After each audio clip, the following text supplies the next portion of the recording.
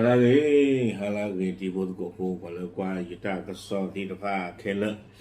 do pu do we ti tha nya yu do ta ka so ta kha na ta ka ke le ta ka so da ti lo yi chu ma da jan ni ma no a we kwe we da ba ka do chu to ra mu phu ta ga da pwa we di to me pwa yu phu ba no a ke we da pe yo mu phu ba sa ta na ki do te we a we su lu we da yu klo le ko pe yo pu ni lo ke ta ki ta klu ta khai ni di hi ne we da le khau suออนไลน์อาปูเอาไว้กวยเราไว้ได้จะทอบะเนาะบ้านฉันนักกีฬาพูดรอตัวไว้ได้ดอกวิดีโอที่เจี๊ยบพูอาพูดได้เราวิดีโอข้างในไม่อย่าทีนี้กันเนี่ยดูเด็ดว่าแบบบ้านฉันนักกีฬาช่วงในทีนี้ไม่ตัวนี้มาก็อย่าก็ดูรอดูกว่าจมูกก่อนที่พลาดเลยอย่าแท็บเล็ตอาปูหนึ่งวิหรอกเนาะถ้าก็สอนใครเข้าสอนออนไลน์กวยเราไว้ได้อาคูดต่อเลยอยู่กลอดไว้ได้สาวพม่าครูสอนภาษาไทยในย่างกุ้งชาวพม่าแห่เรียนกันแน่นคลาสสอนมาแล้วนับพันคนเขียนอักษรไทยอย่างพริ้วเอาไว้ในเมวดาตาเกวยคู่ต่อเนาะเตเวดาเลยไปยอมมือโพตกาสู้โลโยกลอเลยเวดกูเตเวดาปัจจุบันที่พาเรียนมาลงมาเวเปิดท่ากะลาคลาสปูดอสู้โลเวดาปัจจุบันเนี่ยคือสู้โลโยกลอเราปัจจุบันโปรดกูว่ากันเลยก็โทลีเตเวดาดอกว่าเว้ในเรื่องกวยลีอยู่บ้าจ่านานี่หรอเอาคู่ตาตอนนี้ที่ชุ่มดาตะมุนกดที่ผ้ากับบ้านสาที่เวดาหัวลีเนาะตั้งซ้อนที่กวยโดเวดาซูเมียเอาเวเตเวดาจิจ่าอีเนาะจุดระมือถึงไงนี่เตเวดาเลยน้องว่าภาษาไทยเรียนยากกว่าภาษาพม่าค่ะเตเวดาเลยตาชูโมเลยอยู่กลอนี่มาโลโกดุนี่ดีไปยอกลอดีเทวดาเลยน้องไม่เคยมาเมืองไทยแต่ชอบภาษาไทยชอบกินอาหารไทยมากมายเนาะเอาไว้เทวดาตาสู้ลุยอยู่กลัวตนากีตาเทเฮบ้าลุยอยู่ก่อนนอนตบลบาเนาะบ้าชาตาใจอยู่กลงเนาะดอกตาอ้ออยู่อัตตาอ้อติดผ้าวิดมาเวลาน้องพบคนไทยเขาจะชื่นชมน้องเสมอเทวดาเลยตาเมที่ปวายอยู่ที่ผ้าให้หายแล้วก็บิยอนี่เด้ออาตะกี้เทวดาอยู่ที่ภาคกับปัตตรสานนี่หรอตรามือพูดไงมีเวดาเลยทีรียาดานาโอเนาะทีรียาดานาโอเอาไว้เนี่ยมีเลยประโยชน์ไม่เลยมีเลยอยู่ว่าเนี่ยปากโกโลกเวลโอจินะเนาะปากโกโลกเวลมีเลยปานวาดมีเลยอยู่จิจานี่เอาไว้มีประโยชน์มือพูและอัตุโลอยู่กลอเลเวตกูปูอัตราอุเวดาคิชิเยนี่เนาะกวยเวดาเธอเลือกเรียนภาษาไทยในมหาวิทยาลัยของพม่าเอาไว้คือเธอเวดาเลยก็มาลูเวดาอยู่อวิตาสุอเมนะก็มาลูเวดาอยู่กลอเลก็ไปอยู่อภิอาโซโมปูวิบลอนี่เดเตเวดาเอาไว้พลูโตจูดอกกะไข่อุดอเปลี่ยนบอกที่พระอามานี่หรอกวยเวดาดีนี่วิบลอนี่เอาไว้กวยกระโดดได้ซูเมียเตเวสอนภาษาไทยมาแล้ว3 ปีค่ะคลาสเต็มแล้วนะคะสอนทุกวันเตเวดาเลตาตุโลอยู่กลอสเนนี่ลีเนาะคลาสเลตาตุโลนี่ปุเอทอบูตาตุโลกอมือนี่เดตาเซกตอลเพลโลหูตุบาเตเวโซโลซาทอเริ่มมือกอคอตุเริ่มมือนาคอคุยนารีเนาะปัจจุบันละให้มาโล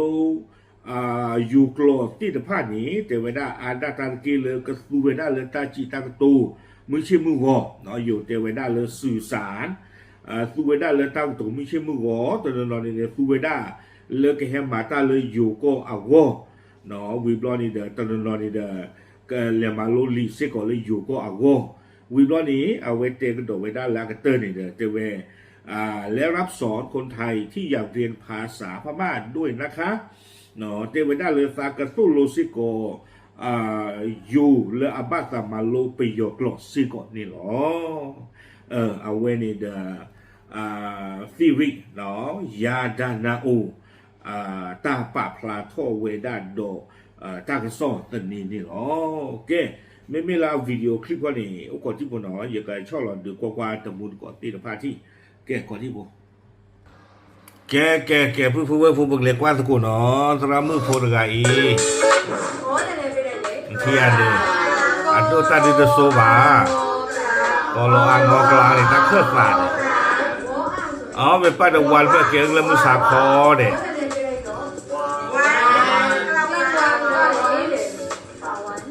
เที่ยงวันทรงอยากกลา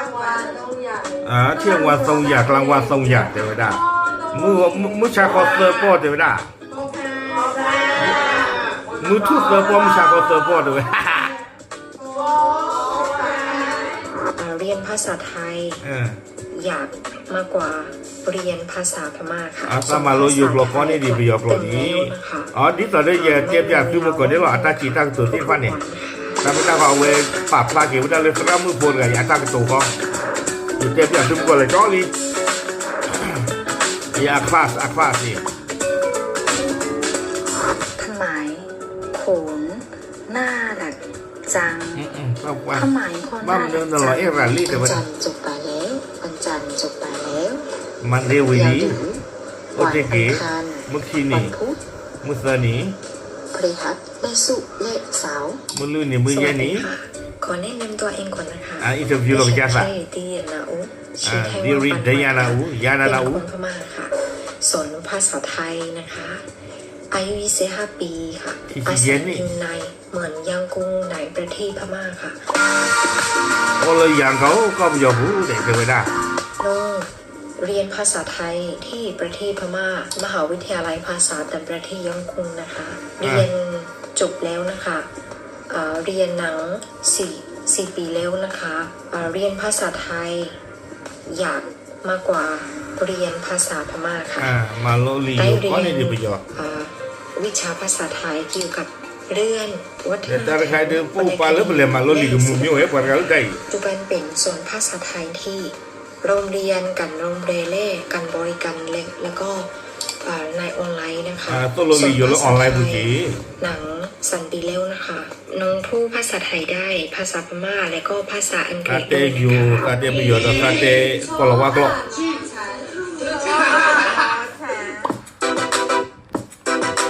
ทำไม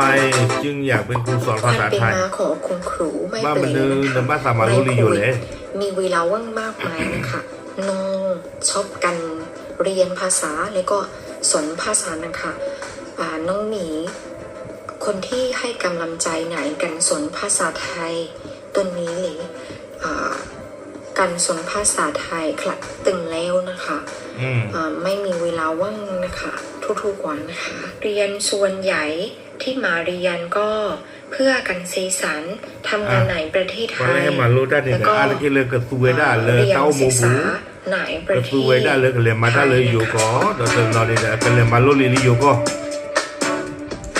มีนักเรียนพม่าที่เรียนกับน้องประมาณ1,000 ค่ะเพราะว่าสอนภาษาไทยสันติแล้วนะคะเวลาประมาณแต่เช้าที่2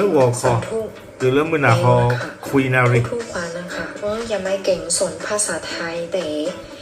จะพยายามต่อไปซากระตุ้นไม่ตลูไม่ตเบลบไม่ตหลอดดาบภาษาหน้ากีซาคือเกลเสมน้องเก่งสอนภาษาไทยนะคะขอบคุณมากๆนะคะตาบุตาโบถ้าสนใจมาเรื่องไอ้ดอกมาโลสนใจกับภาษาพม่าเลยภาษาไทยนะคะซึ่งมีภาษามาโลประโยชน์ได้อยู่นี้ได้ซื้อเสกโลตัสได้หรอเลิศทิกทอกLearn Thai with Siri การสอนภาษาพม่าSiri เขาจะไม่ Siri มาเนาะสำหรับคนไทยนะคะขอบคุณมากนะคะโอเคช้าได้ไหมพูดช้า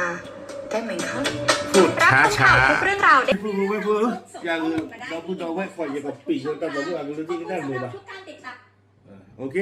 เอาไว้นี่เดี๋ยวไม่ได้โจทย์รามือโพเนาะไปยอมมือตะกะอเมริสิริเนาะวิตาสุยิแล้วก็มาบาลสิริ